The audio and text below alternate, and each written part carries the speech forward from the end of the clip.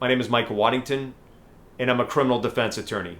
I have been aggressively defending military service members for over 20 years. If you or a loved one are stationed at Yongsan Garrison in South Korea and you're suspected or accused of any crime under the UCMJ, such as an Article 120 sexual assault or sexual harassment, and your career's in jeopardy, then reach out and speak with one of our experienced military lawyers today.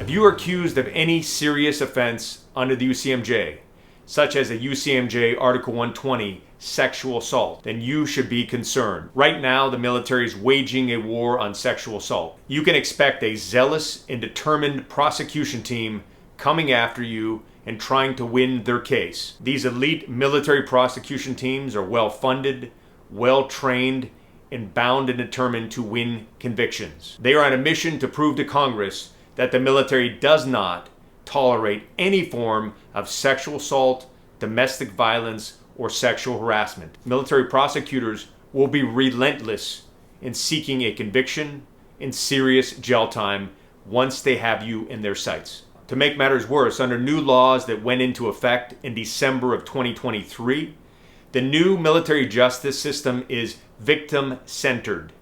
What that means to you, if you're accused, is that if a person makes an allegation against you, they are believed from the start. They won't probe the credibility of a person making an allegation.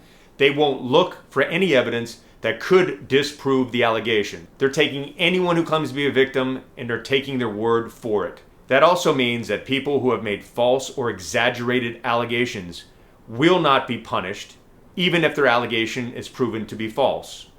If anything, they may be allowed to retire and get military benefits for military sexual trauma, even if the allegation is proven false in court. You can expect to encounter law enforcement trained to start by believing. Therefore, you're presumed to be guilty once the investigation has started, and the law enforcement and prosecutors will act accordingly.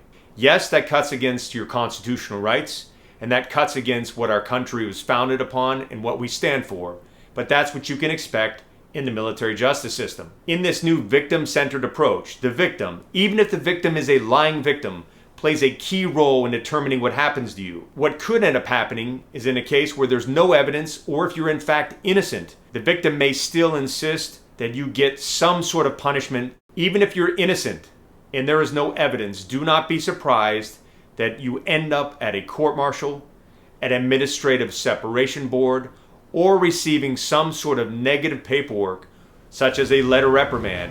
If you are under investigation for any crime under the UCMJ, then you need to stand up and take responsibility for your defense. Don't become another statistic. Don't play the victim. Don't sit back hoping that someone comes to the rescue or that things are going to work out. It's time to stand up, fight for your freedom, fight for your career, and fight for your reputation.